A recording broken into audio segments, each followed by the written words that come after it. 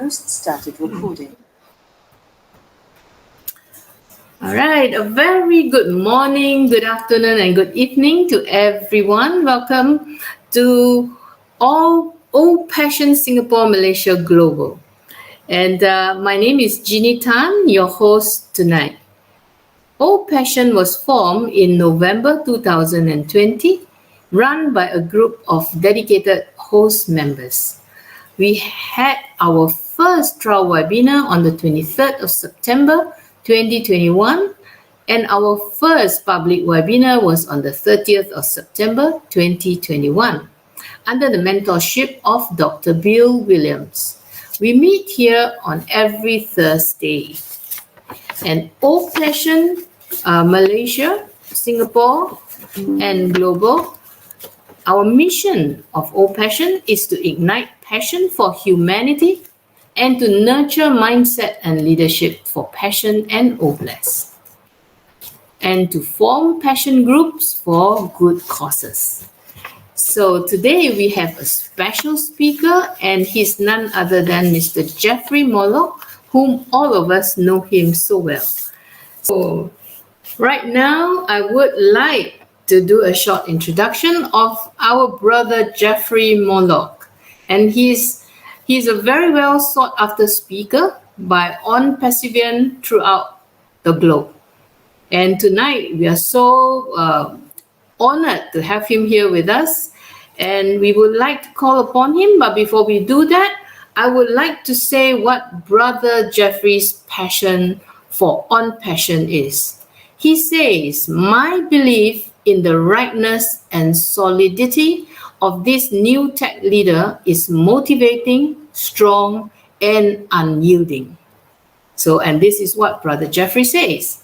So tonight, let's hear from Brother Jeffrey, and his title for tonight is Using Heart and Technology for Reshaping the Planet. So over to you, Brother Jeffrey. Thank you so much.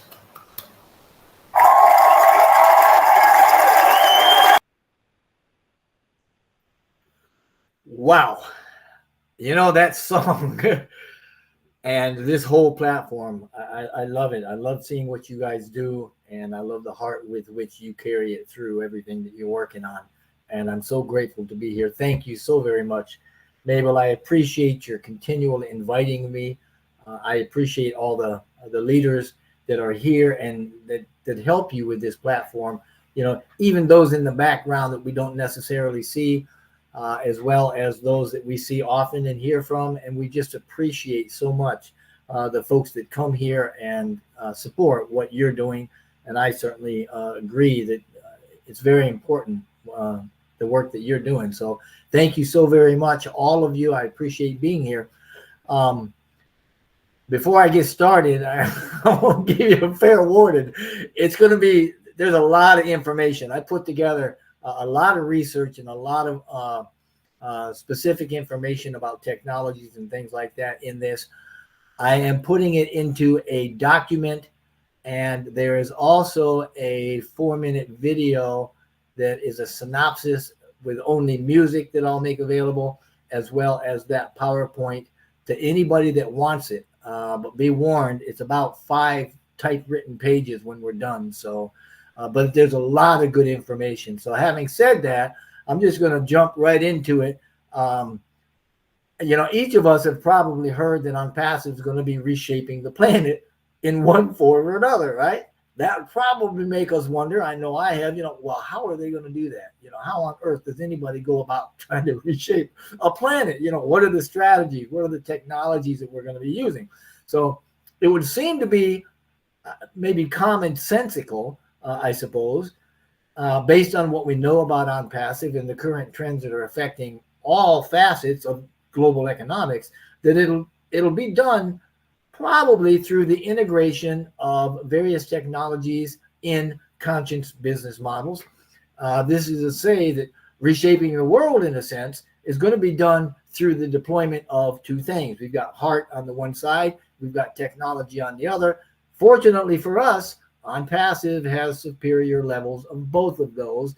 And as we move forward, we're certainly going to witness that coming together in the business model that we've got. which is indeed conscious. It's a conscious business model. We'll talk about that. So today we're going to be talking about the role that heart plays in the conscious business model as it tends and trends toward community and the greater good. We'll also talk about the main thrust of technologies that are the catalyst for reshaping the digital world and the economic world as the whole globe goes forward in these times that Corinne, you had very, very aptly alluded to. You know, we've got some things going on and they are very exciting. And per that, it's a great time to be alive. These very things, heart and technology, are what OnPassive is using or will be using, you know, to reshape the world while putting us in the best shapes of our lives. So first of all, let's talk a little bit about heart, what heart is, right? Now, companies worldwide, they're recognizing the significance of empathy and compassion in their business philosophy. This means empathy is becoming increasingly important, right, in the workplace. As a matter of fact, 80% of global CEOs recognize its value. So yeah, it's in there and it's here to stay. And compassion is an emotion. Now, according to evolutionary psychology, it's a distinct emotional state even, and it can be distinguished from sadness or distress or love or any other emotion. It's got a twofold definition. On the one side, you have sympathy, conscious awareness, right? On the other, and when I say sympathy, conscious awareness, I'm talking about of another person's suffering or hardships, right?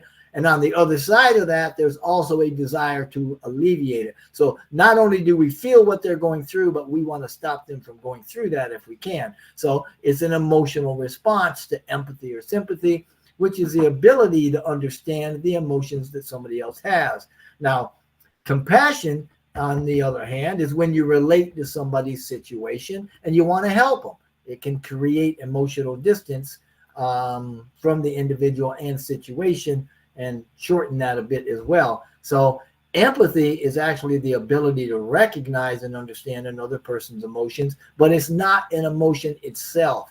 There are three types of empathy. I'm sure you'll recognize these.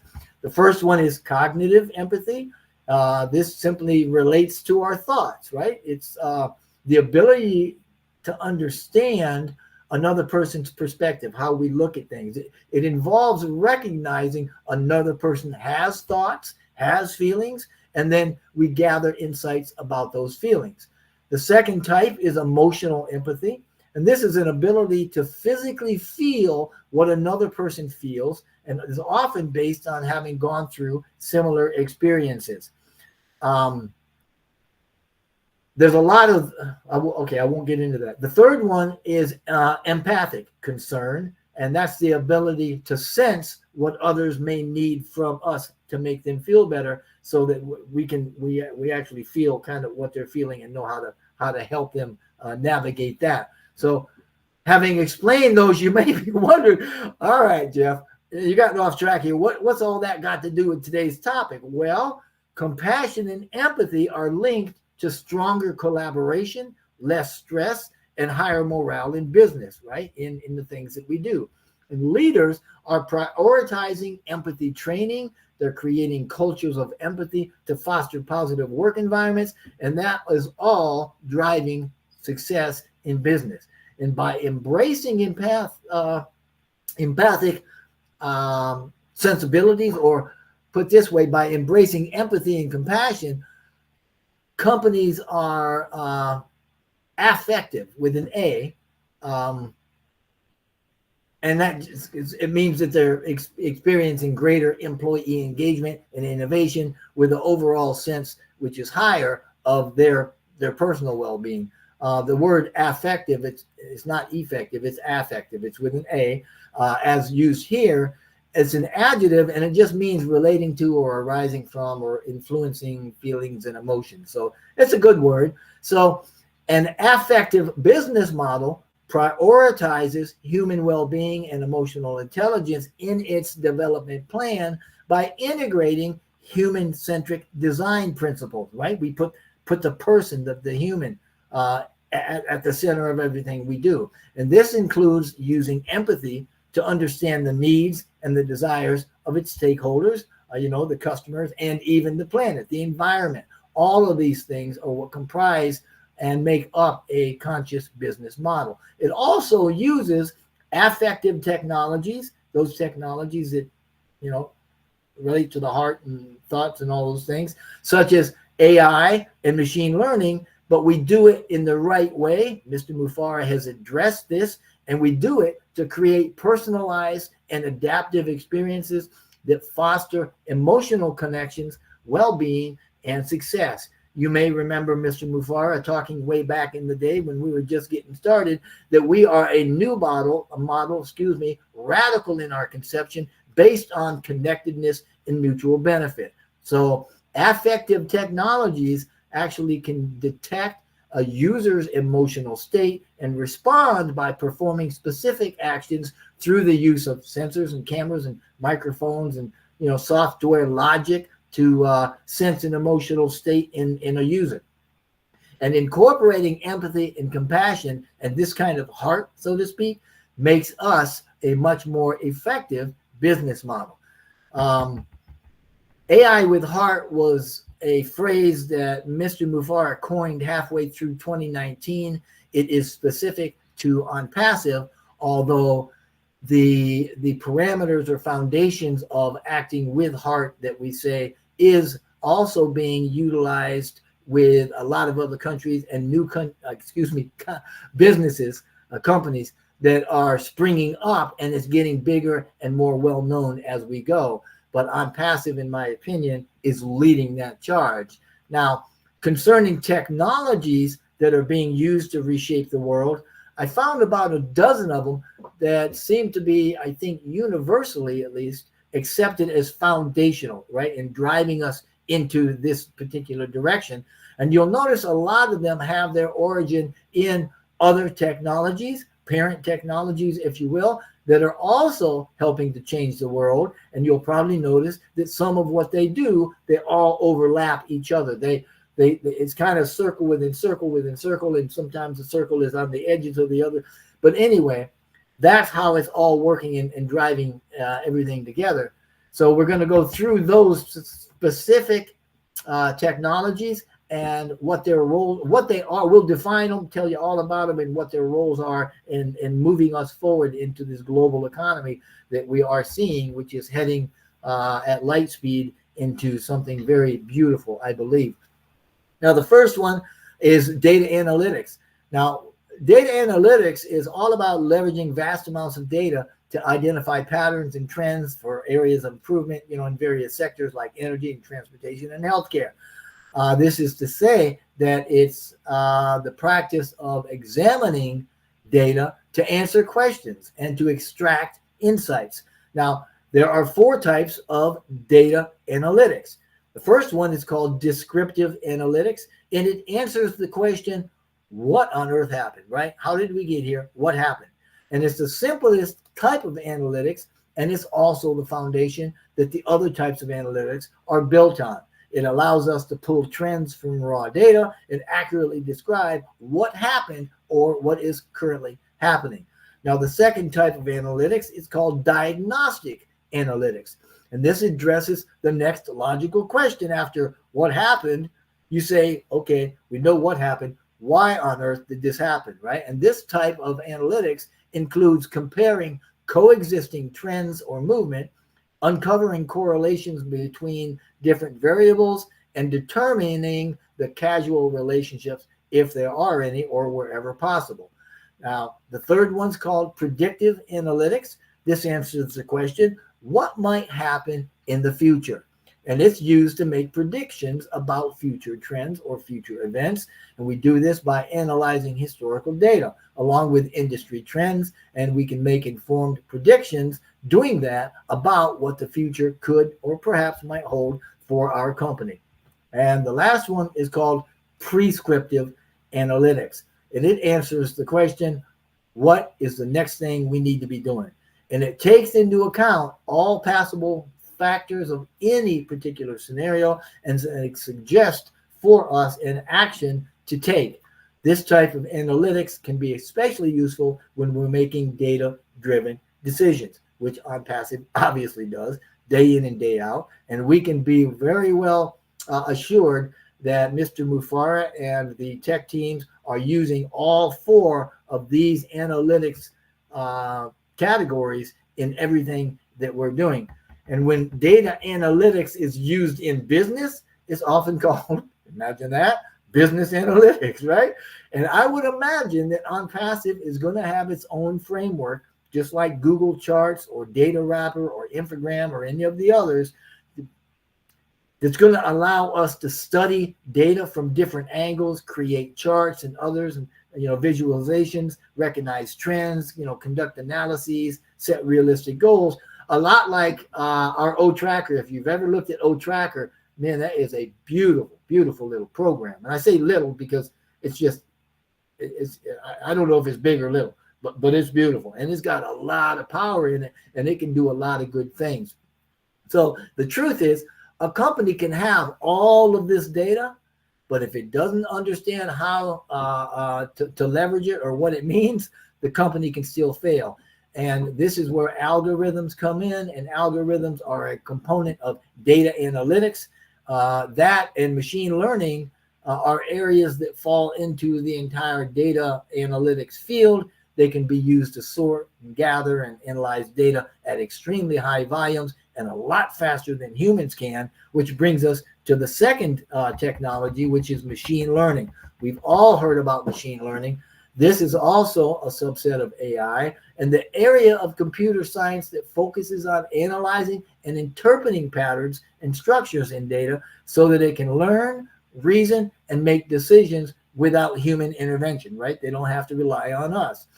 This technology allows developing AI models that learn from data and adapt to new situations so they can run applications like predictive maintenance, optimize resource allocation APIs, personalized solutions that we get with running AI and the automation and the machine learning and the bots and all that stuff. I mean, simply put, machine learning allows the user to give a computer algorithm a lot of data so the computer can analyze it and make those data-driven recommendations and decisions based on that input data. Now, it kind of works like this, right? It's got three parts. The first part is the algorithm, which is at the core of making determinations. The second part are the variables and the features that make the decision. And the third part is a base knowledge for which the answer is known, and knowing that enables or trains, if you will, the system to be able to learn. Now, initially, the model is given known information. The algorithm is then allowed to run. Some adjustments are made until the algorithm's output, its learned response in a way, agrees with the known answer. And when that happens, then it's given increased amounts of data. It helps the system learn more so that the system can process at a higher level, i.e. make tougher decisions. And that's how it kind of scales up. You've heard Mr. Mufara talk about scaling. That's how this works as well. It gives it something. It keeps working with it till it gets the right answer. It knows how to get to that answer, and it applies that logic to bigger, tougher questions until it's doing all sorts of really neat things. Now, the third thing that is helping to helping to shape global economics and business and where we're going is what we call the Internet of Things, IoT. That's all about connecting devices and sensors to collect data, automate processes, enhance efficiency in industries like agriculture and manufacturing, even urban planning and all sorts of neat stuff. And it does this in a variety of ways.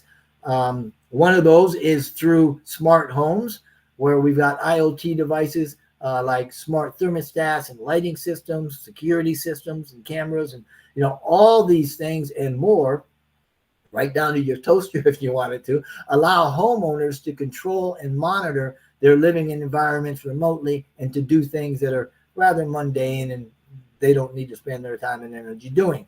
It's also seen in manufacturing.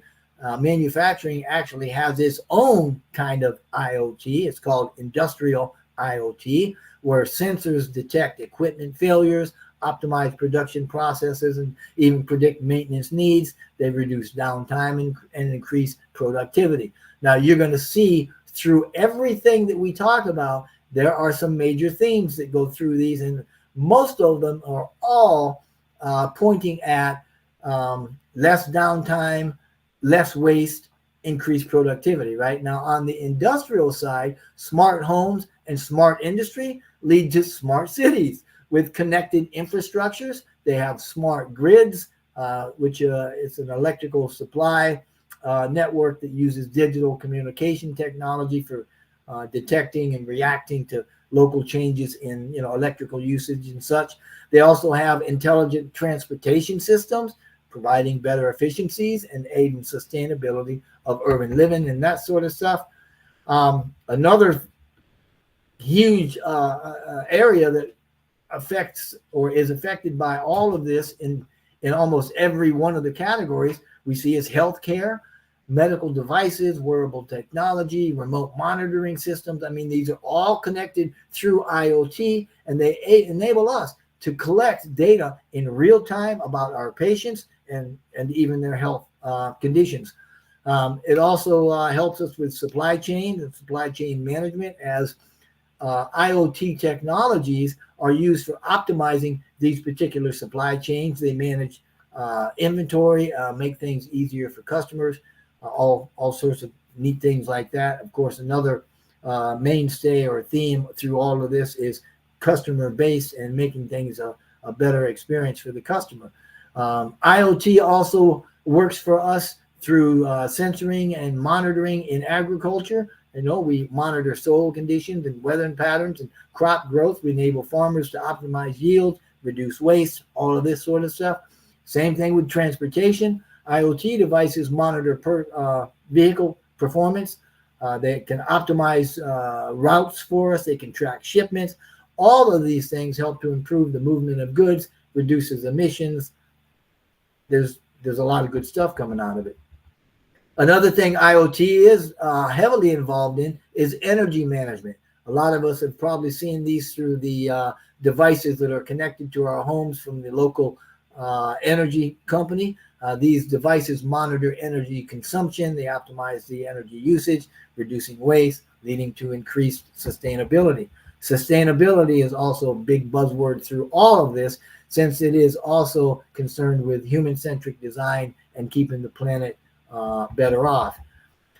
The bottom line, IoT devices generate lots and lots of data, okay? This data is fed right into the algorithms that are going to be analyzed to gain the insights into customer behavior, marketing trends, optimal operational performance, all of these things. So all of these things that we're talking about, these technologies, they're integrated and they're all connected to each other. And the next one is what we call natural language processing. We've heard about this. We know about this. It's used in developing AI-powered chatbots, virtual assistants, and even language translation tools. I'm sure that you guys have heard of these things, right? All these things enhance communication. They give us better access to information. They bridge language gaps. We've heard Mr. Mufara talk about these particularly in OConnect and Ocademy and some of these other very sophisticated programs, these services and tools, these products he's got coming out, these digital products in the ecosystem that we've got. They have these things. And there's several ways that natural language processing works for us. The first one is called sentiment analysis, and it's a process that classifies emotional intent of text. Okay, and this comes back to trying to put some more heart, even though it's kind of a digital heart, if you will, back into what we're doing. The input into a sentiment classification model is you give it some text to read, and the output after it does its magic is the probability is it negative, positive, or neutral. That's all it does. Under sentiment, it just says, how do we class this particular statement? Is it good, bad, or indifferent? The next one is toxicity classification. This is a branch of sentiment analysis where the aim is not just to classify hostile intent, but it also classifies particular categories, like, are they threats? Are they insults? Are they obscenities? Do they point toward hate crimes, right? I mean, is it hatred toward certain groups or identities? So when we talk about these technologies, they can really drill down, and there's a lot more to them than what we ever expect. And the nuances is what's really driving the ego, you know where I'm at, the human-centric design of everything we're doing. And we're trying to get our AI to be more human and to understand interactions with human. There's also what we call machine translation within NLP. It just automates text translation between different languages. We see that obviously in OConnect, when you can go, you can have the text to speech and speech to text and text to text, those sorts of things. There's also entity recognition for named or named entities. It's a type of analysis that's it extracts information from text and puts it into categories like you would on an Excel spreadsheet or database. Like, okay, is this a personal name? Is it an organization? Is it a location? Is it a quantity? That sort of thing.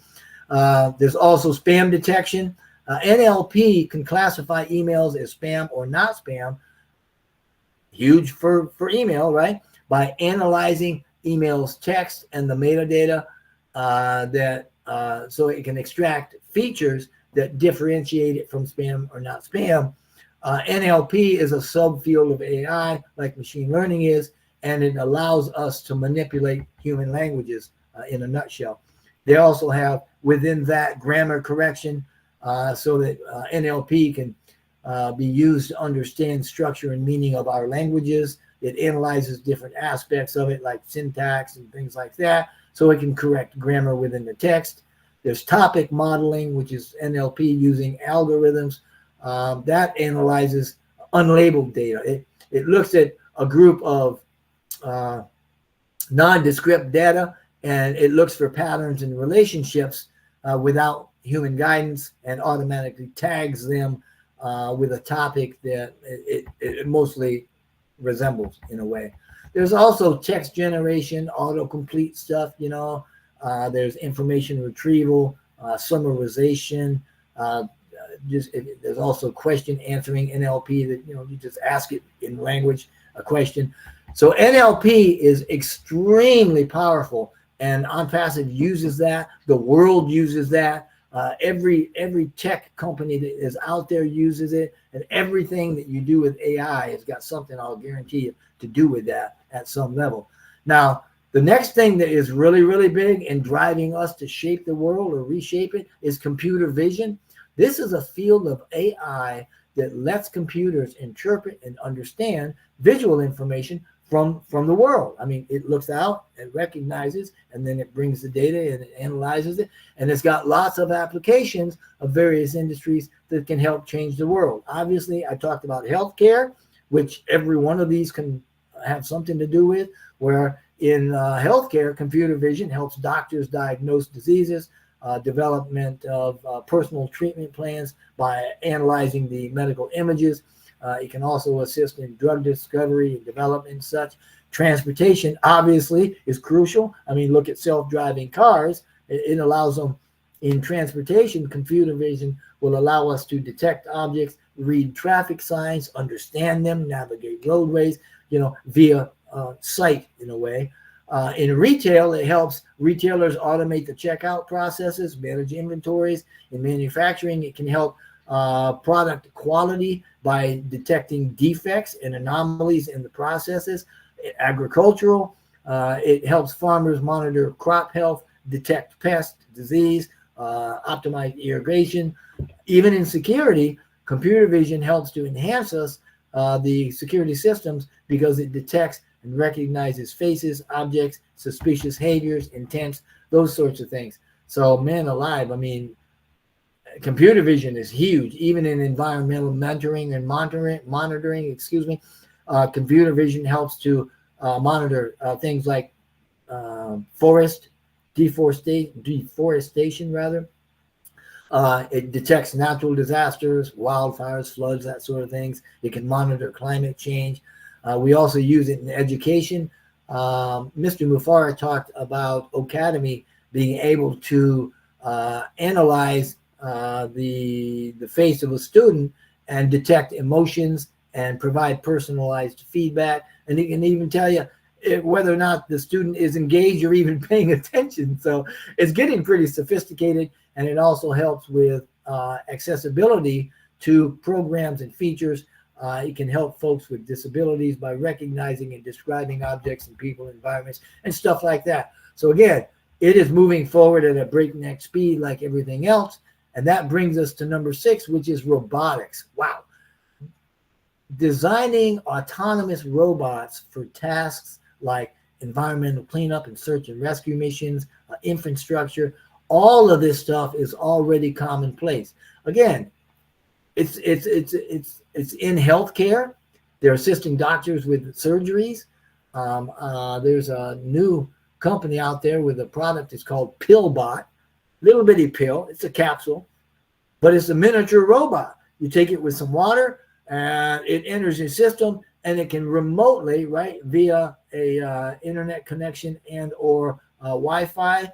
It's like a teeny little submarine, and it can be directed. It's got a camera, it's got propulsion, and it can move in. I mean, it's really kind of cool, right? But miniature robots can help us move past the age of, invasive or otherwise expensive procedures, and it allows us to have a direct visualization of internal systems. Robotics is also huge in industry and with jobs.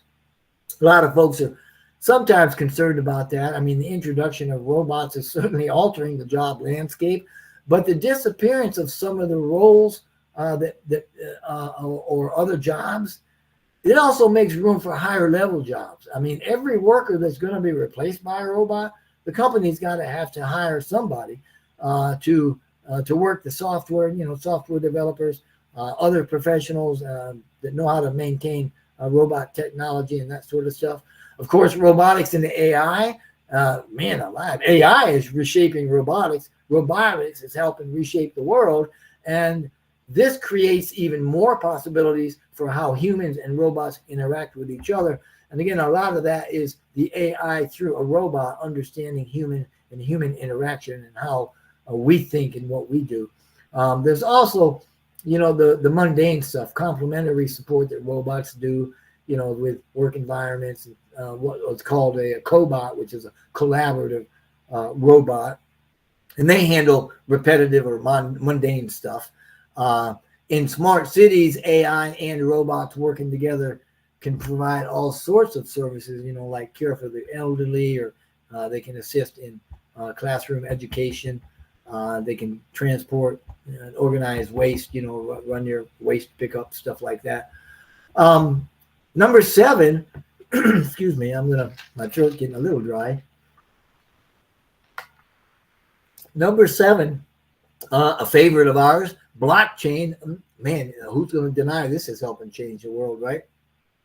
Fun fact, if you like our friends on the Big Bang, fun fact, blockchain technology is actually it mimics DNA storage, how DNA stores information. That's a little fun fact for you. I won't get into that, but I do address it in my book. Now, blockchain, implementing decentralized, secure, transparent blockchain technologies for applications that are helping to change the face of business in a lot of different ways. Obviously, the first one is in payment systems because it streamlines it.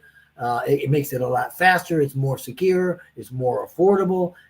There's a lot quicker cross-border transactions, and it's all done primarily, these things are done anyway, by eliminating the middleman, right? Third-party players. In trade, blockchain technology addresses challenges by digitizing trade documents. You've heard of smart contracts and things like that. It streamlines processes, creates transactional security, gives tamper-proof security environments like that. It's used in asset management for automating processes, trade, clearing, settlement, stuff like that. Even in insurance, regulatory compliances, all of these things. Blockchain can facilitate these in compliance. It can in insurance. It can do transparency, reduce fraud, streamline the processing of it. It promotes financial inclusion in that it can also expand access to financial services for those folks that may be unbanked or underbanked populations, or maybe even those choosing to stay away from central banks. Number 8, virtual and augmented reality. This is something that I love, but I think that it can also be a little bit dangerous in that it's all about creating immersive experiences for education, training, and entertainment. And when I say immersive, I mean instead of just observing, you actually get to interact with it, right? So with it, folks can move from observing or the observation point to experiencing it, right? Augmented and virtual reality technologies offer us, man, an unheard of, a new creative medium in a way that provides a level of immersion and experience that we've never seen before. So the users, we're no longer just viewing content. Man, we're inside a virtual world and we're taking part in what's going on. This is also creating the virtuality, right? This three-dimensional world that we're creating are creating for us less expensive and some very creative activities. We have virtual prototyping that allows us to shorten the time and cost for product development while also improving the quality of our end products. And this also brings to us lower barriers so that more people can get in and become creators, meaning that these technologies are allowing smaller companies or firms and individuals to produce higher content, new content, and better content, even at a lower cost.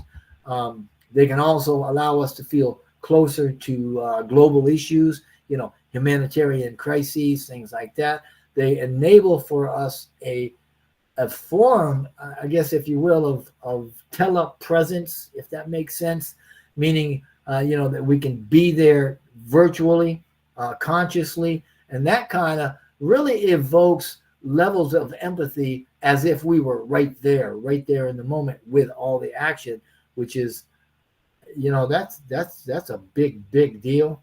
We can also use these things, obviously, in every sector on the planet, including education, because of the biosensors that we can use for this that are being harnessed in therapeutic domains, even allowing people to do things like maybe they drive a vehicle for the first time, regaining mobility just by using their brain. And some of this has to do with sensors that are on the body. We may have heard of Elon and his new chip, which is finally put into a body. It's not actually in the brain, but this chip, the neural link, is a chip that is placed in the space between the brain and the cranium, and it has 128 sensors that go into the brain, into the neurons. It pulls information from the neurons, and then that information is analyzed and understood by the specific chip. And because that chip is there and it operates on Wi-Fi now, all that processing and information can now, through your thoughts and the data it collects, it can go out to a Wi-Fi receptor. So people are doing some pretty incredible things. And in this sense, it is absolutely phenomenal. Now, number 9, 5G and edge computing. We've talked about these things before. We know that this has to do with leveraging high-speed networks and distributed computing in real time. That's what it does. It gives us the ability to process data in very real time. It's very fast. It's got, we've heard Mr. Mufara talked about latency, right? Well, 5G and edge computing gives us very, very reduced latency, greater connectivity, and it enables for us new digital experiences at better levels. It's got faster processing and analytics. It's reducing the time, in other words, that it takes us to process data by bringing the the calculation process, it brings it closer to where the data is actually generated. So instead of going, thousands of miles across the network, you're going a mile down the street or something. And at the same time, 5G networks are providing faster data transfer rates. So not only are we getting faster and shorter, and that really makes a big deal, because that enables real-time analytics and real-time decision making, and it makes it very, very fast. It also gives us, because of these two things, improved security and privacy. Right now, edge computing is reducing the risk of data breaches because it minimizes data transport to central hubs and stuff like that. And on the other side of that, 5G networks are providing secure private connections for that data transfer. So these two, this is why I kind of put them together. I didn't realize that these two are kind of the yin and yang when you come to data networks and data transfer.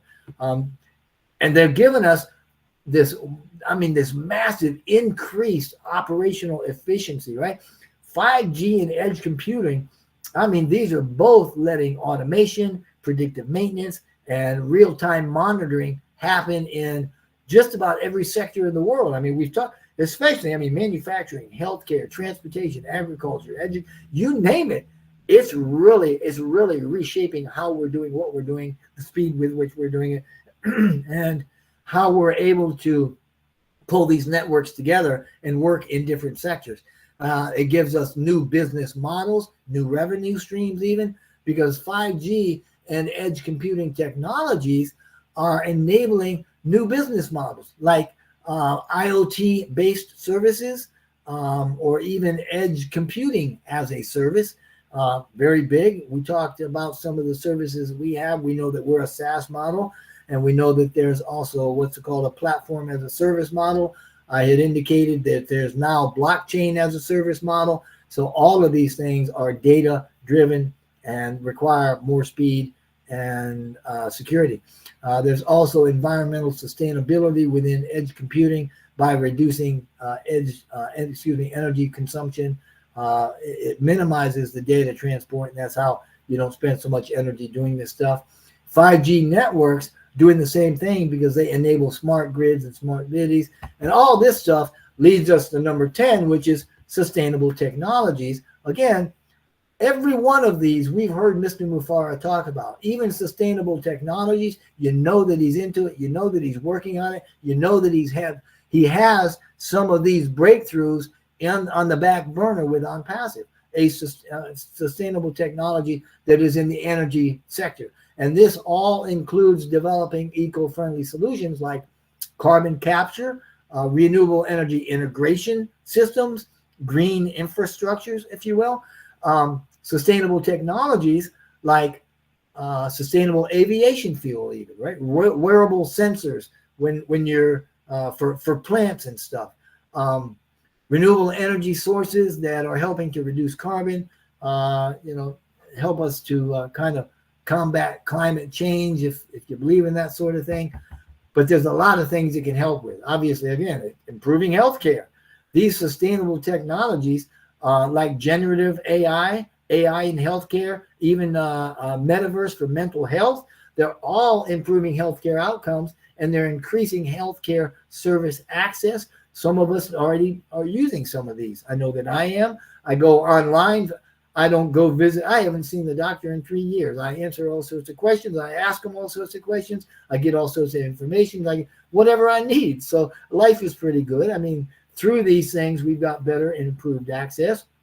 It's given us increased efficiencies, right? Because sustainable technologies, things like flexible batteries, flexible neural electronics, healthcare, sustainable computing, all these things are increasing in efficiencies, reducing waste, making things easier for us. And these are what's transforming industries as well. Sustainable technologies are really changing the face of sectors in industry like energy and transportation, manufacturing, and they're creating for us new opportunities for sustainable growth and development with a focus on what's good for humans and what's good for the planet. So it all goes back to being a conscious business too. And we want to improve quality of life because these things are also helping us to access clean water, sanitation, personal hygiene, right? Reducing pollution and waste and just making life better. Now, number 11 is what we call digital twin technology. We've had some fun with this before on a on a different webinar where we had avatars and what people would want to look like and those sorts of things. But when you talk about digital twin, this is a technology that's used for creating virtual replicas of physical systems, processes, and actual infrastructure. And this optimizes performance, right? It can predict maintenance needs, make better decision making. It's got a lot of applications, obviously, in improving manufacturing. Digital twins are being used right now, Industry 4.0. We're in 5.0 now, which is, excuse me, it's becoming human-centric, right? But it's optimizing the manufacturing process. It's reducing costs, improving productivity, those three mainstays that we also have talked about and said, hey, these are themes in just about everything. This is what we want to do. We want it to cost less, we want more, and we want it to be better for us. And there's obviously digital twins being used in smart cities that simulate how different urban planning projects will impact not only the environment, but the residents in the city. It's being used in healthcare to help track patients, to help track a variety of healthcare indicators, and even stimulate impacts of new strategies in various social services or transportation systems. It's helping us with sustainability in that it's being helped to reduce carbon emissions and simulate the impact of strategies on the environment. It's also used in travel and hospitality, architecture, construction, engineering. I mean, real estate. There's really no place that we wouldn't be able to use this because these things are providing us a way for virtual tours for properties. They help us to improve design and construction processes, all sorts of things. I mean, it's reducing the need for us to physically go to a site, and in doing this, it saves us time, money, effort, cost of transportation, whatever, and it makes us feel better about what we're doing, so we're getting a better experience out of it. Number 12 is cybersecurity. Again, huge, something that, ever since the onset of the digital age, cybersecurity has been front and center and a major concern, and it's rapidly incorporating advanced AI-powered security measures to protect all of us against evolving threats and to safeguard the data, right? Thereby, excuse me, helping to protect the critical infrastructure that we use. And when I talk about these sorts of things, I'm saying the networks, I'm saying the data systems and the data centers and all the things that work together, the hardware, that is the critical infrastructure and the software that runs on it. And cybersecurity helps to safeguard the essential systems that we've mentioned previously throughout this whole thing, like power grids and healthcare and financial services and all of that, by preventing disruptions and ensuring that continuity of services, right? It helps to protect our individual privacy. You could even push it, I guess, if you wanted to say it helps promote democracy and human rights. I don't know if I'd really go that far, but it certainly helps to fight cybersecurity and cybercrime, and it works for, or towards combating illegal activities online, like some of the more severe ones, especially, child exploitation, human trafficking, things like that. It also helps with finding and tracking and locating and understanding financial fraud. It makes the digital world safer, in a sense, in all aspects. We want to make sure that that keeps going because it also supports economic growth, innovation, and global trade by enabling trust and confidence in these digital transactions. And again, that's kind of a peripheral, but what we're talking about is actually the hands-on work to keep our online environment safe while we're doing stuff. At some points, You can certainly even say that it goes as high as enhancing national security. Obviously, it protects government agencies, military operations, things like that. It stops or keeps critical assets safe from cyber threats, for maintaining stability, improving healthcare, supporting research, telemedicine. All these things is just absolutely something that empowers us and empowers our education by securing online platforms and protecting students' data and stuff like that. So all these things, by employing rather radical strategies and harnessing these technologies, OnPassive is going to drive innovation. It's going to be transforming industries. It's going to be contributing to a more sustainable, a more resilient planet. And that is how we're going to be reshaping the world. And it is already beginning to happen at many different levels. I do believe that OnPassive is in a very good position. And over the next several years, now, putting a kind of a universal spin on this, human consciousness and the global economics of the world, I mean, these things are expected to undergo some very significant transformations, and they're driven by current trends and these emerging technologies that we're talking about today, and even some others that we haven't, right? The rise of digital technologies, artificial intelligence, and the Internet of Things is going to continue to reshape human consciousness. It's going to continue to enable new forms of communication, collaboration, and knowledge sharing. The virtual and augmented realities that we're talking about are going to further blur the lines between physical and digital realities. That could be a great thing. It could be scary, but it's going to be revolutionizing entertainment, education, healthcare, industry, you name it. There's not a sector out there that's not going to be affected. And the increased adoption of blockchain technology and cryptocurrencies are going to decentralize economic power. Okay, it's going to enable secure, transparent, and inclusive financial systems. And as we move forward, as automation and AI start assuming a more routine or repetitive task role, humans are going to be able to focus on creative problem solving, empathy, complex decision making, right? And all these are leading to a shift in workforce dynamics and the emergence of new industries.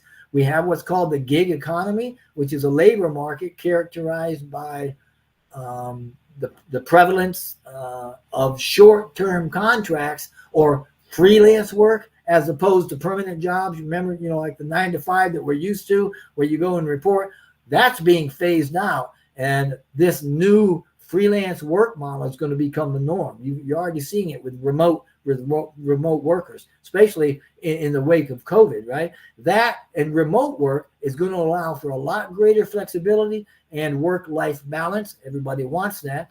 We also have what's called the circular economy. Now, this is just an economic system that's based on sustainable, environmentally friendly reuse and regeneration of materials and products, right? And it's associated sustainable practices. And all of this is going to likewise gain traction because it's simply being driven by consumer demand and technological innovations. Now, on top of this, the rise of digital currency and decentralized finance, this is going to challenge our traditional banking systems and the monetary policies that we have, right? Central banking and how they run. This is going to lead to more inclusive, more equitable global financial landscapes coming into play, right, on the horizon. And as technology continues to advance and become more accessible, the divide that we're experiencing now between the digital haves and the digital have-nots, in a sense, is gonna narrow. And we've talked about this. Mr. Mufara talked about this, and he said one of the first things we want to do after we get the payment processing system and get everything rolling, we got to make sure everybody's got internet. And that is huge, huge, huge. Giving access to everybody and narrowing the digital divide is a big, big, big, big thing. In doing that, It's going to give us greater economic mobility, and it's going to foster our social progress on a global level, and all of these things, right, and more. Everything we've talked about today point to global economics continuing to experience a very significant shift, and is moving towards a more interconnected and multipolar world, right, with emerging markets and with other regions and different regions, more regions coming into play and being a more prominent player in the overall role of economics. So overall, the next several years are going to be marked by rapid tech advancements, a shifting in global economic power dynamics, and a very profound impact on human consciousness and society as a world. So I'm telling you, hang on to your hats. OnPassive is embracing these changes. It's harnessing their potential, and it is well positioned to lead the world to a more equitable, sustainable, and connected place. And it's getting ready to put us in the best shape of our lives. So love it. Just love it. And with that, I'll close out my presentation and say thank you. It was an honor to be here, and I appreciate each of you for being here. Thank you. Ooh, wow. Wow, wow, wow, wow. Brother Jeffrey, thank you so much. It's overwhelming. So much information that is coming into my head. I couldn't write fast enough. You don't need to worry, my dear Mabel and Jeannie. You guys don't need to, and Corinne. I'm putting this all into a single typewritten document. I'm putting it along with a video and a PowerPoint, and it will be made available to anybody that wants it. You just email me. I will send it to you. Not a problem. You don't have to take notes. I'll give you the entire thing. It is phenomenal where we're going. It's phenomenal where OnPassive is. It's phenomenal that we're part of it, and we're part of something so much bigger. It's phenomenal. Wow. It's mind blowing, you know. When I hear you, when I listen to you, my head is getting bigger and bigger and bigger. Yeah. Thank you so much. Thank you for sharing so much information with us. And I like what you said, you know, it's so much the predictability of the future, you know, and really it's that is something that is so huge, you know, that we can never imagine that all this is coming. And OnPassive is going to be the vehicle that will help all of us.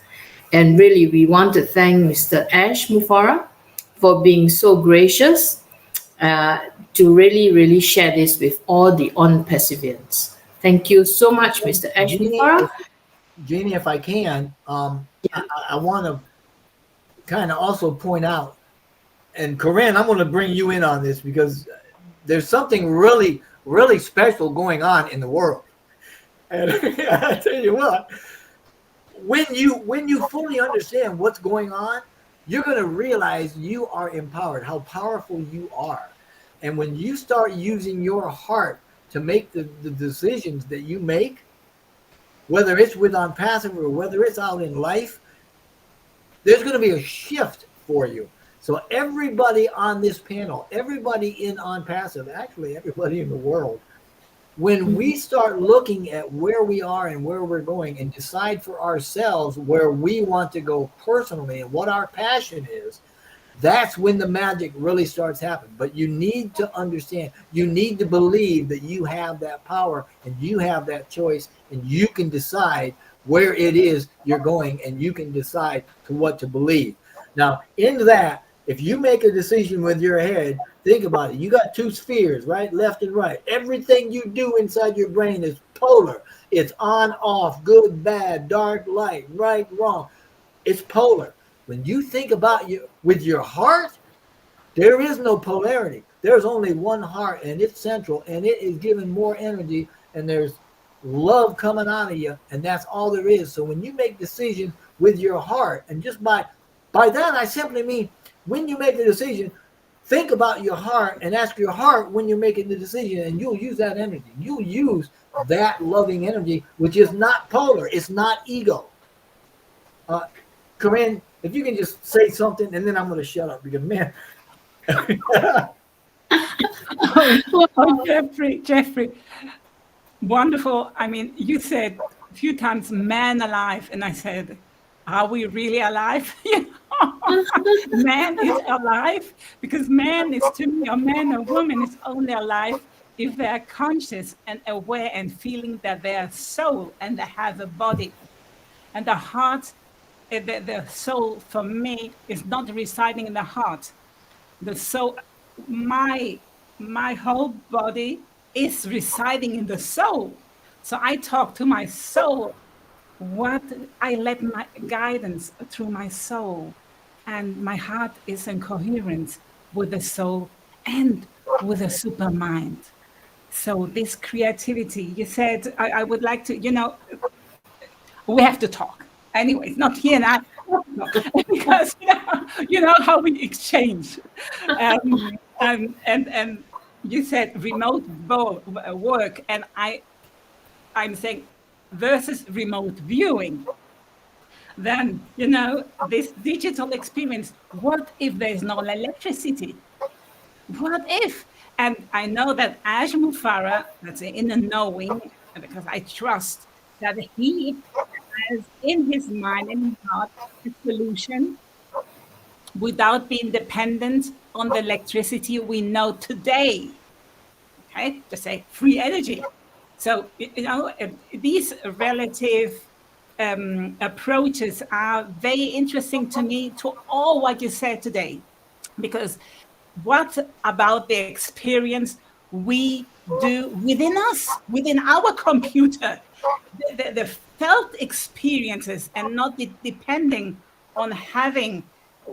I'm just talking about. I accompanied my mother to a professor of neurological and a Swiss clinic here, and my mom, she gives her responsibility away and always asks him, what is the best for me? What is, and I say, Mom, you know what is the best for you. Talk to you within. This professor, doctor, he has his expertise. He knows what is going on in your mind, every synapse, everything. However, we human have forgotten. That's why my role is to be the remembrance. We have forgotten that we are superhero, we are supercomputer, we are, and this I believe with Ash Mufara and non-passive, and also you, I know, Jeffrey, that we know each other quite well and going on, working together, that we are always in charge, in responsibility for our decisions, and feeding the AI, feeding the remote, feeding that and that. And Ash said last, the biggest challenge these days, or the race, is the AI. So there are some people, or organizations, or institutions in between of certain reality. They are looking forward to this devices and wonderful gifted technologies to harm not only humanity but the planet. So this is for me most important, and you said it at the end. It all has to be coherent with the intention of the heart, of the pure heart, and wondering that life and divine souls is offering us everything. Of course, we are here in this age, and we have to learn to explore more, to get aligned with ourselves first, and then we are much more aware to play with these things, to play, to play for the greatest and best good of all humanity, planet, animals, nature, and beyond, because we are all connected with the whole cosmos. Thank you, Jeffrey. We have to talk. You know that. So we will phone, and I just wanted to say thank you for this input, which made me smile, and all the time, I had always an alternative. You can imagine that, right? You know me. An alternative, and this is so interesting to me, how I reacted the smiling, not provoking and saying, "Oh no," but saying, "Oh, this is interesting to me, and so interesting." And you had a flow of talk. I mean, you have been talking. I mean, you have a deep dive into your book. I see that you have made this research and you're really deep dive into this. I've sent you on Telegram just a little video which I sent Ash, I think 2 years ago. Please have a closer look to it. It is a robot talking, and just say the quintessence, doing everything, and then the interview to the robot says, "Well, but what makes you different than for the humans?" And she says, "Oh, there's a big difference. I don't have a soul." Mm-hmm. So, and for me, OPassion is a soul business, because I know that this is priority. So yes, and Elon Musk and so on, I don't know. My son, he's 20 now, 20 years young. And I asked him once, "Ricardo, would you put in your head or transplanted in the skin or wherever a chip, so you don't have to get to the books and so on? You can take all the knowledge." Oh, I said, "Well, oh, this is interesting." I said, "Well, okay, this is interesting. But what if they implanted some other information in there?" No, don't you prefer, just it's what if it's always the intention, what is it behind, and with all this electromagnetic field. And that, excuse me, I have to say that now, that the heart and our soul is not yet explored 100% by us. How much of the potential we utilize and are aware of what we are ready to do. I know. I told you this, and maybe you're going to say, "Oh, not you, Jeffrey, but others. Corinne is crazy." I know I'm going to teleport myself. Being incarnated, I know in this incarnation, I know I'm going to be able to do that. I am very telepathic already. And if you're telepathic communication, there are no lies. If you are telepathic, no lies. This is authentic. And I'm learning now light language, because the light language is no interpretation. It's just pure energy truth. And is any computer, any AI, or any machine learning going to be able to do that? I don't believe. But it's very useful to combine on an ethic and moral and clean way with a good intention those things to be evolving, because we are in the area of digital area now. Yes, that's true. However, there's much, much more beyond, and talk to our galactic family if you wish. Wow, they evolve with us. No, I'm close now. I close my mouth. Thank you, Jeffrey. I love you and everybody. Thank you, Sister Corinne, for sharing your heart too. And we love it. Yeah, it's good. So good. So good to hear from you and from Brother Jeffrey. Really, tonight is the night that I think I'm not going to sleep.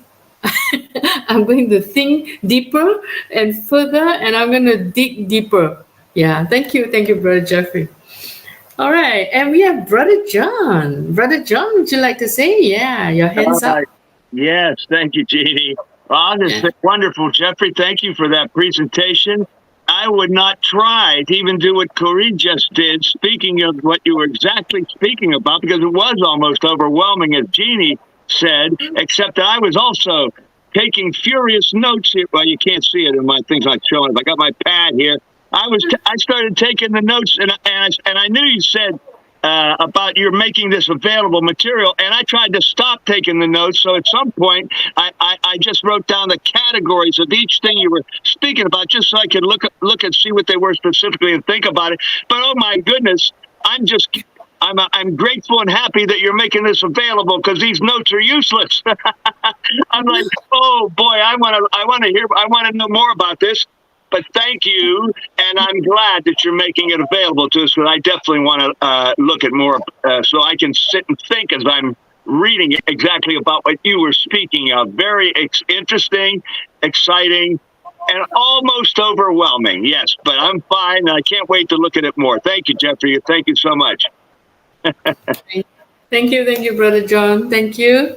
Okay, did I see any hand? Where is our brother? Brother Raj. Did he drop off? Yes, yes. Hello, sister. Are Yeah. you there? Oh, brother. Yes, yes, yes. Yeah, I am here. Yeah. Wow. Yeah. That's very. Why, first of all, good morning, good evening, and good afternoon, ladies and gentlemen, the galaxy of intellectual. What a great session, completely rocking. I am very overwhelmed with what happened. It was just explosive, most powerful, full of knowledge. This is a truly on passive going to be superpower of technology. He explained each and every concept in a so detailed manner. A hats off, incredible mastermind, Mr. Jeff Morlock, sir. He nailed it completely. He talked about AI with a generous heart, how it is going to empower our business to cover and uplift the global humanity. That's a tremendous. That's what you talk about all the 12 disruptive technology, AI, machine learning, blockchain, 3D printing, nanotechnology, even cyber security, augmented reality, virtual reality, data analytics. These are going to be game changers. These are a DNA of on passive, my dear fans. That is why on passive we're going to rule over the internet. We are going to disrupt the technology, business, and innovation is the key driver on the whole world. What we can do as a together, we are going to reshape the planet with a massive power of technology, the massive, the heart, AI with the generous heart, which is the pacemaker upon passive. And today it was really phenomenal, outstanding, mind-blowing, stunning, and striking session, top notch. I love the way our chief speaker, Mr. Jeff Morlock, sir, uh, he always expressed in a so fabulous way. And he's a hero, superhero. Why not? Because Antas is so fortunate that has created such a wondrous intellectual mindset on a different topic. Yes, Unpass is not going to bring financial hurricane, financial freedom in your life, but it is creating the galaxy of intellectual. That is why we are going to be universe of internet. We are the most conscious business model. We will be trendsetter, one of the biggest master stroke of the global planet. And on passive, it's going to reshape each and every sector through the great technology and a massive love, massive compassion, generosity, even the generative AI. We talk about cobot, autonomous and autopilot business model. Even we have Catmate is going to start, my dear friends. You'll be getting your website and such is the optimization, PPC model, each and everything. We have disruptive marketing technology. Could you imagine where you are standing? If you understand all the perspective of the technology, we can understand that on passive, I nailed it. Why not? What we have on passive ecosystem, multiple data center and global payment solution, utilized by what? Endowed with the blockchain technology. Even we are getting or domain already we got by ICANN. If you want to know the power of on passive, we are registered by T Hub, one incredible innovation center, CompTIA and Cisco. Could you imagine? This is an unparalleled beauty of on passive. That is why we are robust, most smarter and genuine business, smarter business and authentic, just like 24 karat gold. And we are sitting on a gold mines, my dear friend. It is going to fire, it is going to burst, and one day your success is going to be ultimate. Whole world is going to see your top class, stardom. Are you ready to get stardom? Are you ready to bring smiles in the faces of millions of the people? Are you ready to become the champions of Oplas? Yes, we all are ready. My dear friends, let's strive your great mindset, a great courageous, as a fighting spirit, as a soldier spirit, and we are indomitable. We are invincible for air, and we can do wonders, and we are doing wonders because this is first time happening in the earth, in the human generation, my dear friends, because we all are human Homo sapiens, we have IQ, we have EQ, and we have a spiritual cause and power. That is why on passive is doing the wonders. I had some incredible CEO, Mr. S. Mukharab, who brought all the entire era of this planet at a single point on passive ecosystem, which is going to be just paradise, the delighted garden, my dear friends. And we all are ready to seek the internet. Thank you so much. Wow, it was really outstanding, phenomenal session. I had some Jeannie Tan, the great sister, and Mabel Chan, all the great teams here, and our Mr. Mendes, John Brela sir, what great presentation here. Mr. was sharing, Karina ma'am, sister, was great, great. We all are really doing tremendous work to empower on passive. Just stay energy, keep vibrant, keep dynamic, and stay tuned. And you are going to rock over the wall. Thank you so much. Thank you so much. Hello, sister, over to you. Jeannie Tan, wow, great.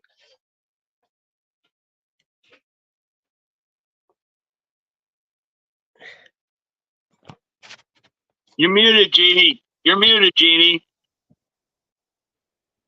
Oh, sorry. Thank you, Brother Raj. Thank you for sharing your heart with us as well. Thank you so much. Thank you so much, sister. Yeah, thank you. And do I see any hand? Miss Amal Fatia, are you there, Miss Amal?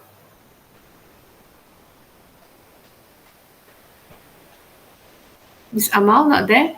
Okay, I saw Miss. The hand, Victor Abba and Mabel. I see the hand raised from Victor. Yeah, Abba, Right, Victor. not Victor Amal. Abba. Yeah. Victor, over to you, Victor. Good afternoon, good day, good everything to each and every one of you who's on this platform, and thank you for the opportunity to address you once more. First of all, my brother Jeffrey, are you from this planet? That's the first question I need answered. Are you from this planet? If the answer is yes, we are blessed to know you. We are blessed to know you. The wealth of information and knowledge that you have about a variety of things. I thought that you were called a legal alien, because I know about the illegal alien. But you are a legal alien. I thank you for being here with us, sharing your knowledge. Sharing your knowledge. I'm of a belief that we are all meant to live well, spiritually healthy, emotionally healthy, physically healthy. And in the past 18 months, technology has accelerated in terms of our availability, in terms of our being exposed to it. Things have been going on for decades, but we're now exposed to all of these things. In the past 18 months, AI has become a buzzword. Everybody, they'll say, do you want to make $1 million tomorrow? You can do it using AI. It's just accelerating. And what Mr. Mufara started 5 years ago is got traction now. So there are all kinds of companies, all kinds of organizations and individuals who are involved. My concern about these technological trends is the governance. Will people use the technology properly, or will they use it to exploit one another? Now, if we learn it properly, then it should be shared technology. Shared. When I say shared technology, I'm telling you there are technological advances in, as an example, in China, and there are technological advances in Russia, and the technological advances in England or in America. We should share that. So we remove the word competition. Let's share the technology so that we can improve the lot of mankind. God said that we should go and make dominion over the earth. He didn't say take dominion over one another. So in order for us to take dominion over the earth, we've got to share our knowledge and use that knowledge to take that dominion. And I believe implicitly, that AI, with all of the areas that you have mentioned, the AI is actually, God has revealed it to them. They say, this is what I meant. You can now use this technology to improve your lot. So you don't have to have the fighting, you don't have to have the wars, you don't have to have all of the unnecessary things that we are experiencing. They're all unnecessary because people are afraid that they're going to lose their jobs. That's what they're afraid of. Well, tell me, is there any one of us who would like to work if everything that we need is given to, is provided for? We want to live at a certain standard of living. Okay, if that standard of living is provided and everything can be shared equally, will you care whether you work or not? No. If you won't care whether you work or not, what you'll care about is the fact that you've got what you want, not even what you need. You can get what you want. And it's important for us to see that there is more than enough natural resources, more than enough physical resources, there's more than enough human resource for us to have all that we need to survive and live. It's so important. So, Jeffrey, I don't want to go on, but I want to say thank you. And please let me be on the first 10 because there are others who can come before me. Let me be up on the first 10 to get a hold of what you did today. I need to go over and over and over and share it with as many people as I can because I truly believe you are a legal alien. Thank you. God bless. Thank you, Brother Victor. Thank you for sharing. All right, we see Miss Amal. Miss Amal. Yes, Miss hi. Amal. Yes, Hi. yes, Jian. Yes, thank you very much for this opportunity. At the beginning, I would like to thank our lovely brother about this presentation. It was outstanding. He let us to feel that we are connected, but around us. I think Corinne will understand me. That I feel I understand everything. I can't follow you, but I cannot repeat what you said because I understand. I feel I am swimming. I cannot come to the surf to see everything, but I feel every word. And you let me that we are connected, funny, and in touch with everything around us. We are from the whole, and the whole is from us. I believe, and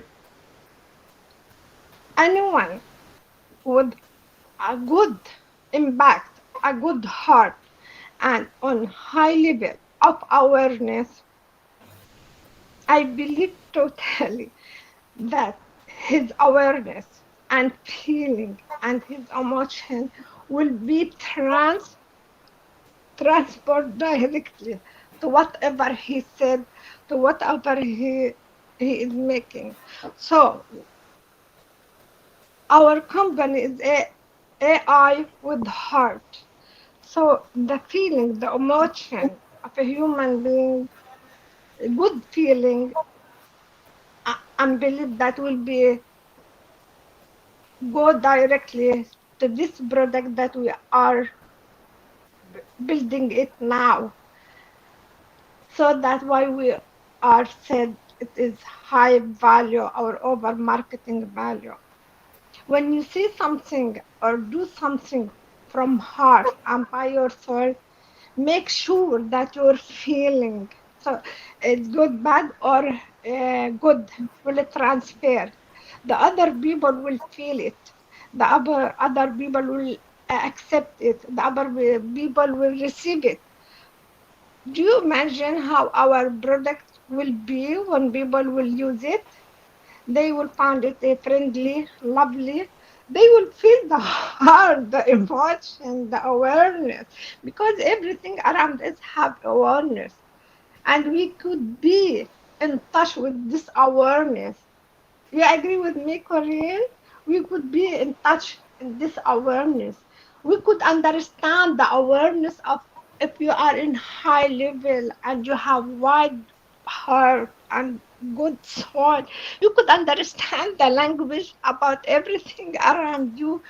you be you could speak to talk to them, you could be in touch with them, even metal you could understand everything around you, have awareness. So we could be in this touch of their awareness, we could transfer the information between us. So when we said AI with heart, and it is high, you can go and imagine what ever will be in going on, and what will see from our company and our products. Thank you, Jibril, very much. Thank you, Jibril. Thank you, Miss Amal. Thank you. I can feel your heart too. Yes, thank you very Thank much. you. I cannot express because I feel it, and I cannot even express my feeling. But I thank my God that Korean understand me.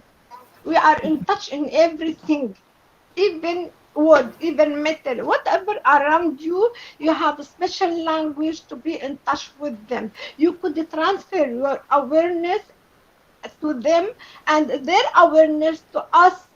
So what we are doing on Basel, we do AI with heart. Is not impossible. I believe it. So I Yes. believe in Mr. Ash. I believe in ourselves. I believe in my company. Thank you, Yes. Jen. Thank you, Miss Amal. Thank you for Thank sharing you. your heart. Thank you. Thank you. Thank you. Yeah, thank you. All right. And do we have anyone else who wants to share? If not, If I yeah, can, Miss Corinne. Yeah, Corinne, I see your hand. Yes. Jamie. Miss Corinne. Hi. Excuse me, Jeffrey, do you want to say something? Yeah, I just want to let people know I put my email in the chat. And if you want Okay. a copy of this, just send me an email and say, hey, send me a copy of that. Okay. Thank you. Thank Thank you. you, Brother Jeffrey. Yes, I'd like to just support and give thanks to Amal. Thank you. For me, a beautiful soul. Everybody is, and everybody has a different flavor, a different expertise, and all together we are connected. And that's Yes. the key. And to be aware. Everything has Yes. awareness, everything has a consciousness, everything is and is created. And everything, we always say, we are all our difference, our difference is our beauty, and our unity is our love and our power. So yes, the key is to get merging all together. Everything, the knowledge of Jeffrey and beyond, because he has more. I tell you, he's more. That's just maybe a 10% of his knowledge, which he shared today. And yes, he is also from a different planet. Yeah, yeah. He's a great human being, a great soul, a great mind. He's superhero to me. And thank you again, Jeffrey. I love you, and everybody, and I acknowledge you, and I acknowledge Amal, dear. Thank you for sharing this. I can feel Yes, what you thank said, you, and I can Corinne. feel absolutely. And we may explore what else can we improve to enhance this AI with heart. And I know, as Yeah, as I a leader, understand you. then it's only that's the Yes, only way. That's the only way to survive. And yes, our your heart, feeling now that you are cannot express it. I feel it, and I feel it in the words of my Jeffrey. So I have a lot of things to say, but I can't. I cannot find the language and that's my right. words. Yes, to say, because really, I feel that. Really, I am studying now on this field and awareness. I am on the level 9 now.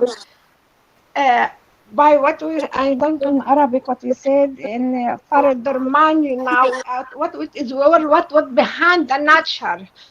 Do you understand me? What the behind the nature? This is the way how to heal yourself, to heal people, to be in contact with everything. Yeah, I have money. I don't say to myself I have money power, but thank my God that is opened this door for me. So I am in touch with this. So the words of Jeffrey, I touch it.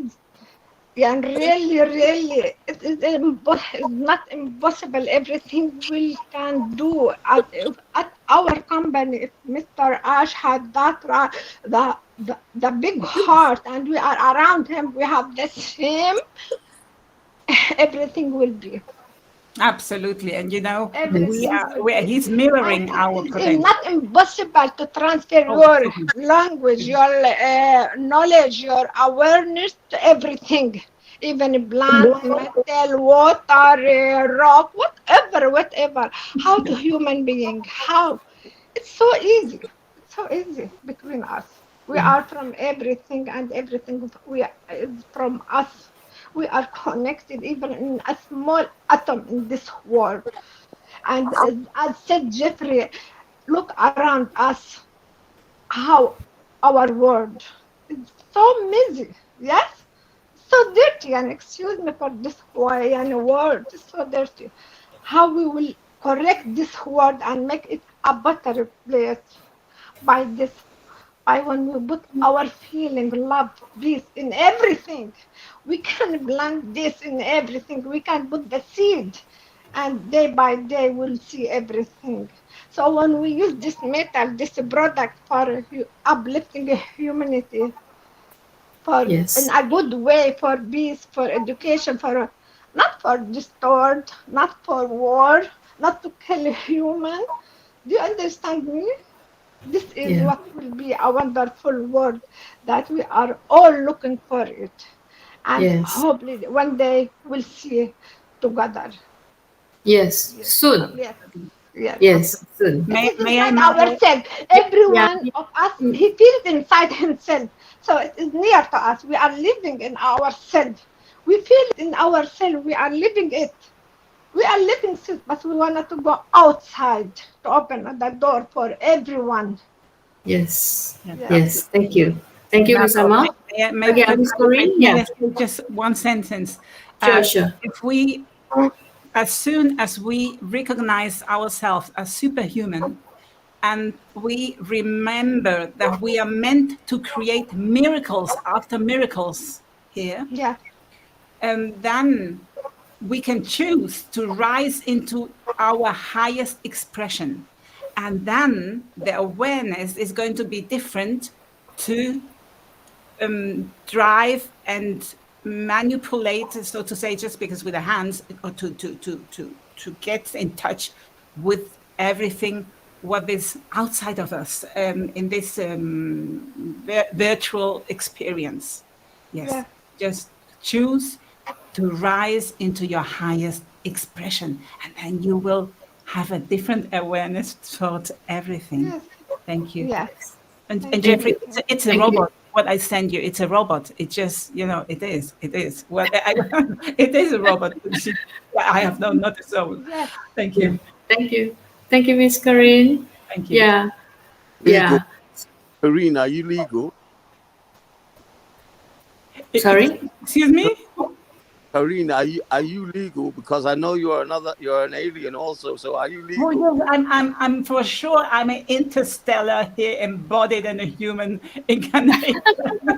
I'm multidimensional, dear Victor. You are too. If you recognize, I don't know. We are all different, but I am for sure. I'm for sure, and I'm not living my full potential yet. I'm not. Maybe I'm living 17 or 20% of my potential and my geniality. So way to go. Thank you. All right. Thank you. Thank you. All right. So it's 10:55 in Singapore now, PM. So if for tonight, maybe Brother John, you there? You want to say something? Or I would like to call upon Brother Jeffrey to do a closing for us. Brother Yeah, Jeffrey? I would just say let's let Jeffrey tie it up for us. I would, since we have him here today, I don't need to say much. I would rather listen to Jeffrey tie it up for us. Thanks. Okay.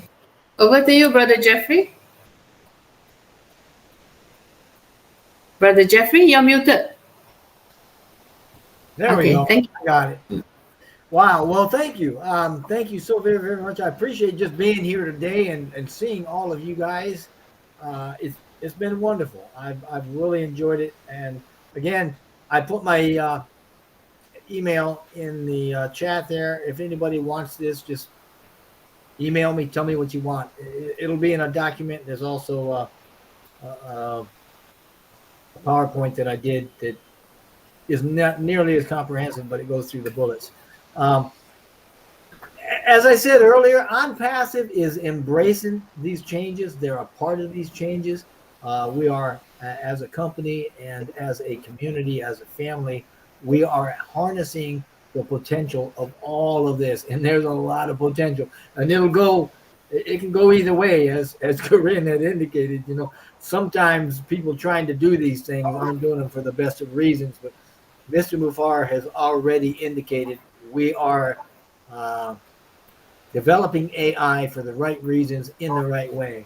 And so that's something that we can always count on, is he's got the greater good at heart. So that's wonderful. I know that as we move forward, we're going to be living in a more equitable, more sustainable world, a more connected world. And a lot of that has to do with us being a community with OnPassive, and we're leading the way in that respect. So, you know, if you think about, and again, Corinne, this goes back to something you had mentioned, you know, every bit of the technology that I was just talking about has to do with global economics and everything in the world, and it's all run by electricity. What would happen if we had 3 or 4 days where you had no electricity? I would dare to say that you would experience a little bit of a reset of your own, in that without electricity and without the influence of our digital devices, I do believe that you would probably find yourself looking toward God a little more. And I would I'd certainly express an encouragement and a recommendation for you to do that anyway. OnPassive is a great company. It's a wonderful, wonderful company with wonderful ideations, ideologies. It was based on good things, and it's all for the right reasons, and we're all a part of it. But there's bigger things going on, but we are at the right place at the right time. So thank you so very, very much. I appreciate that, Mabel and Jeannie and everybody here. And I just wish blessing upon all of you. Thank you. Thank you, Brother Jeffrey. Thank you. And so a very good day and very good night to all of us from wherever you're from. If you are in the day, good morning and have a good day. And if you're in the afternoon, good afternoon and have a good day. And for all of us in Singapore and Malaysia, good night. Thank you, everyone. Look forward to see you again on next Thursday. Or coming everybody. Thanks. Yeah. Bye. Good night. Good night, everyone. Bye. Good night. Good night. Good night. everybody. Good night, everyone. Good Good night. night. Thank you, Jeffrey. Thank you, Jeffrey. Recording soon. Thank you. We are so innovative.